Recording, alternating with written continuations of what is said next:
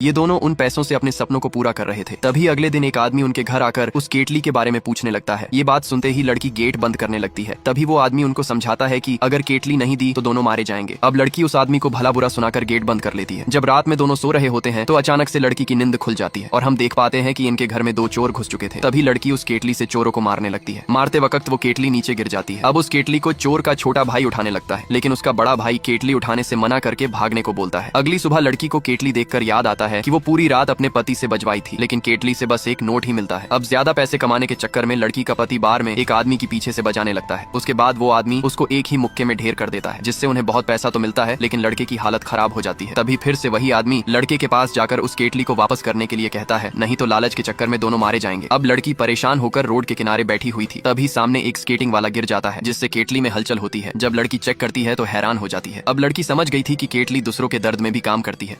यह लड़का जैसे ही पानी पीता है वैसे ही वो गायब होकर रेगिस्तान में पहुंच जाता है। इस लड़के को श्राप मिला है क्योंकि इसने एक प्यासे को पानी नहीं पिलाया था, इसलिए यह लड़का जैसे ही पानी पिएगा वैसे ही वो रेगिस्तान में पहुंच जाएगा। अब लड़का रेतीले मैदान को पार करके पानी के पास पहुंचता है, लेकिन इस बार लड़का पानी नहीं पीता और उसे पार करके सड़क के किनारे आ जाता है। अब लड़का एक गाड़ी से लिफ्ट मांगता है और गाड़ी में बैठ जाता है। तभी गाड़ी वाला उसको पीने के लिए पानी की बोतल देता है। अब जैसे ही लड़का पानी को पीता है वैसे ही उसके मुंह में रेत आ जाती है। अब लड़का फिर से उसी जगह पहुंच गया था और हिम्मत करके फिर से सड़क तक आ जाता है। एक और गाड़ी को रोक कर बैठ जाता है, लेकिन फिर से गाड़ी वाला उसे पानी देता है, लेकिन इस बार वो पानी नहीं पीता और सही सलामत अपने घर पहुंच जाता है। लेकिन उसको बहुत जोरों की प्यास लगी हुई थी, इसलिए लड़का दिमाग लगाकर पानी के अंदर बर्फ डालकर पीने लगता है। उसको लगता है कि सब कुछ ठीक हो गया है और स्विमिंग पूल में कूद जाता है, लेकिन जब आंखें खुलती हैं तो वो रेत के अंदर होता है। इस श्राप से लड़का बहुत परेशान हो चुका था और सड़क के किनारे बैठकर अपनी गलतियों पर पछतावा कर रहा था। तभी लड़के को आइडिया आता है और सामने से आ रही महिला से पीने के लिए पानी मांगता है, लेकिन वो महिला उसे पानी नहीं देती और गायब होकर रेगिस्तान में पहुंच जाती है। अब लड़के का श्राप उस महिला के ऊपर चला जाता है कर रखा था, जो उन्हें मशीनों के जरिए अत्याचार कर रहा था। इन औरतों से जबरन दूध निकाला जा रहा था और इसका उपयोग एक छोटे बच्चे को पिलाने में किया जा रहा था। लेकिन इस भयानक प्रयोग का असल मकसद किसी को समझ नहीं आ रहा था। पुलिस को जैसे ही इस जगह का पता चला उन्होंने तुरंत छापा मारने का निर्णय लिया। जब वे वहां पहुंचे तो सामने का दृश्य किसी डरावनी फिल्म जैसा था। मशीनों के बीच फंसी हुई महिलाएं दुख से सिसक रही थीं। पुलिस ने उन सभी महिलाओं को तुरंत छुड़ाया और बाहर सुरक्षित पहुंचाया। टीम में शामिल ऑफिसर नोवा इस केस की गुत्थी सुलझाने के लिए वह फैक्ट्री के अंदर जाकर सबूत ढूंढना चाहती थी। नोवा अपने कदम बढ़ाती हुई एक गुप्त दरवाजे तक पहुंची। दरवाजे के उस पार का नजारा दिल दहला देने वाला था। दीवारों पर कई तस्वीरें चिपकी हुई थीं और उनमें से अधिकतर में नोवा की तस्वीरें थीं। नोवा को अपने इस साइको किलर के बीच की अजीब सी कड़ी महसूस होने लगी। यह व्यक्ति उससे किस तरह जुड़ा हुआ था, यह सवाल उसे सताने लगा। तभी नोवा ने अपनी गर्दन पर एक चाकू रखा हुआ महसूस किया। यह वही साइको किलर था जिसने उसे अपनी गिरफ्त में ले लिया था। उस क्षण नोवा को उन सभी महिलाओं की याद आने लगती है जिसके साथ साइको किलर ने यह सब हरकत की थी। नोवा ने तेजी से एक झटके में उस साइको का चाकू अपने गले से दूर किया और खुद को छुड़ाते हुए उसने साइको पर गोली दाग दी।